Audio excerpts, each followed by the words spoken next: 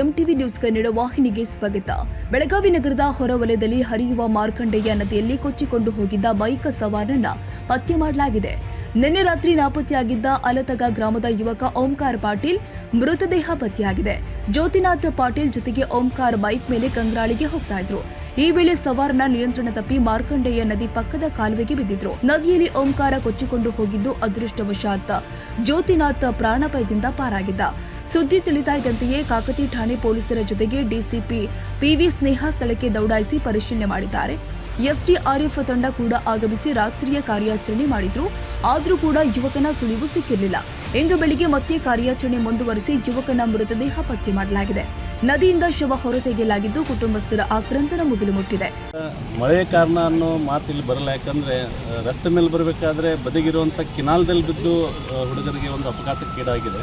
ಆದ ಕಾರಣ ಬರುವಂಥ ದಿನದಲ್ಲಿ ಈ ರಸ್ತೆ ಕೂಡ ಇವತ್ತು ಅಂತರ ಒಂದು ರಾಜ್ಯದಿಂದ ಮತ್ತೊಂದು ರಾಜ್ಯಕ್ಕೆ ಸ್ಟೇಟ್ ಹೈವೇ ಅಂತ ಪರಿಗಣನೆ ಆಗಿದೆ.